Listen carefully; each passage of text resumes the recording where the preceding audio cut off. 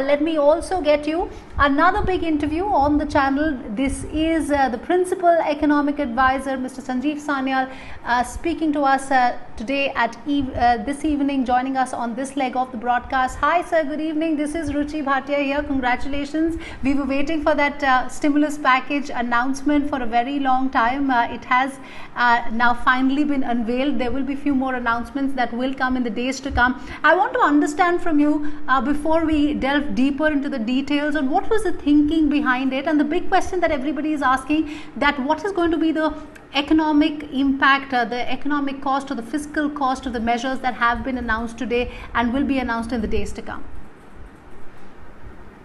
So you know what the overall package is. We have already told you it's about 10% of GDP or 20 lakh crores. The bit that was announced today relates to mostly to the MSMEs.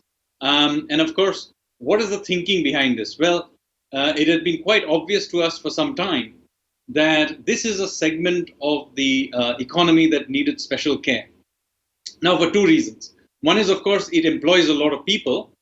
And secondly, it is actually a very important part of the new economic order that Prime Minister Modi was talking about just yesterday, which is that he was talking about a much more decentralized economic framework. So again, MSMEs are very critical to that. Now, they face, however, major problems. One of them, of course, is the lack of credit. There is adequate funds in the banking system. However, the banking system is clearly putting it back with the central bank and not lending it out to this particular segment.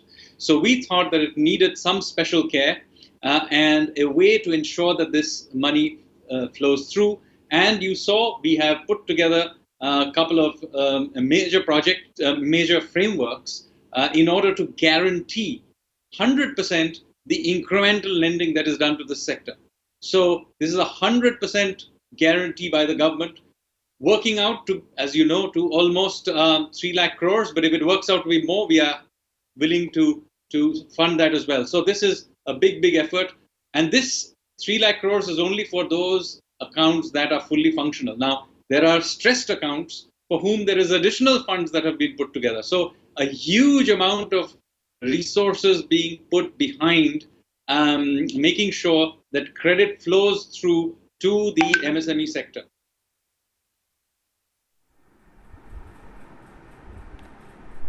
It's important to know that, you know, the fact that you're saying that this is not the be all end all. There will be more support that will be given to various industries in the days to come as well. Having said that, sir, the criticism that is coming in at this point of time is that enough is not done to put money in the hands of people. This is not going to create demand. How would you look to address that challenge?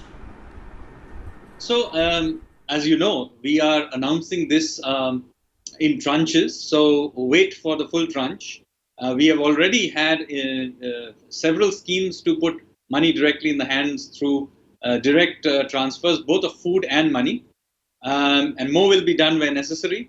But today's announcements were about making sure the MSME sector had adequate resources. We also needed to make sure today that the NBFC sector, which is also very critical because as you know, it was having a lot of problems with raising funds and so on. So the MSME sector, not just the MSME, the NBFC sector, which was having a significant trouble raising money from a gridlocked financial system, was also, as you will see, has now been given a buyer of last resort for its bonds. Now, all of this feeds directly to monies eventually in the hands of people, because this is about securing jobs that would otherwise be lost, about reviving a segment of our industry which employs the largest chunk of people. And of course, the NBFCs are an important part of this as well, because NBFCs are a conduit to resources reaching to those parts of the economy where which are underbanked or very often not properly banked. So all of these are ultimately about getting money out there, which then feeds through to somebody's hands. So I think this is an important step. But you're right, there, where direct transfers need to be made, that too will be looked into.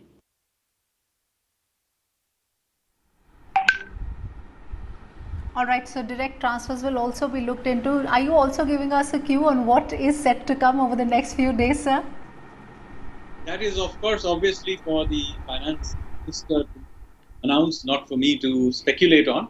But as I said, today was about a certain set that we announced, which is related to one segment of the economy. And of course, even in terms of putting money into people's pockets, you saw that we have put together stuff on the EPF as well. So even in today's, there was some degree of putting money into people's pockets directly, but and then delaying certain deadlines and so on, putting together the force majeure clause where necessary for a 6 month delay in various contracts and so on. So today was not about the sort of direct injections. Today was about the MSME injecting liquidity into the financial system, particularly the NBFCs, and so on. So this was really what today's announcements were about. We're talking about a 20 lakh crore rupee package, and which is why it is important that, since you're looking at these numbers very carefully, let me ask you on where will this take our, fiscal position. Everybody has been talking about how we should not be too hell-bent on the fiscal deficit target at this point of time. We need to be a little more flexible with it. Where does this 20 lakh crore rupee number takes our fiscal deficit number to? In fact, the initial calculations that are being done is to the tune of 5.6 to 5.7%. Is that the kind of number that we're looking at by the end of this fiscal year, sir? So let's go through the full cycle of announcements. Then you will have a sense of the fiscal resources. Remember, not all these resources are coming from the fiscal front. Some of it in the fund in the form of guarantees.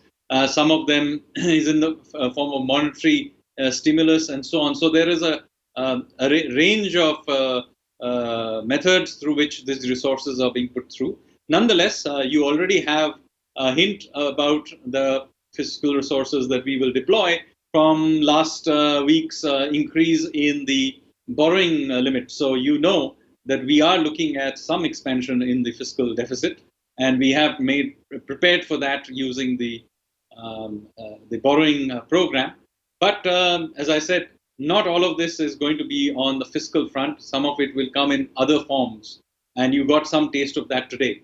So The reason, sir, that I'm asking you, sir, the reason that I'm asking you this question. The reason that I'm asking you this question is also the fact that a lot of people say that the borrowing target that has been hiked at this point of time will only offset some of the revenue, deficit that we are going to have, the loss in revenues due to the fact that there was an economic lockdown.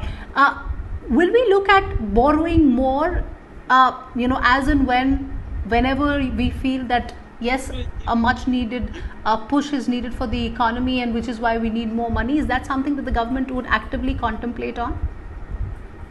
So we will look at how things evolve. But of course, one thing, let me be very clear, that if your question is really about the yield curve and the impact that changes in borrowing programs may cause to the yield curve, let me say that that the Reserve Bank has lots of space in order to manage the yield curve, particularly given the fact that global interest rates are so low.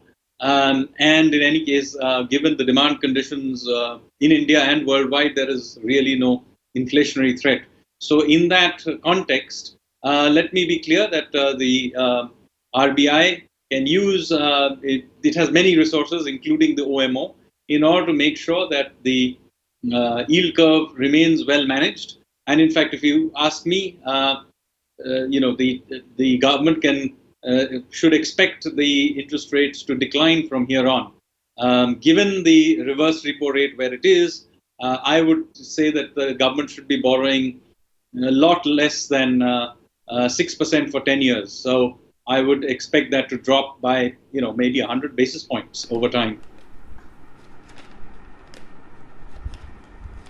Sir, this is going to be my last question to you, and my director is telling me to wrap this show because we have to, get into a break. But very quickly, do you think that the time is ripe for looking at out-of-the-box ideas like, the monetization from RBI? So first of all, I don't know why many observers and particularly the media in India gets very excited about the term monetization. Monetization is a very, very routine thing that happens all the time. Every time you hear of an OMO, it's monetization. Countries around the world are continuously monetizing. Otherwise, you wouldn't get steady reserve money growth anywhere in the world. So some monetization happens routinely, and if monetization is done in a responsible, controlled way, it's one way of making sure that money liquidity in the system remains at the appropriate level and demand conditions are kept at the appropriate level. So I don't think this term monetization should be treated as some sort of a hope, something sacred as such. It's not. It's a very routine thing.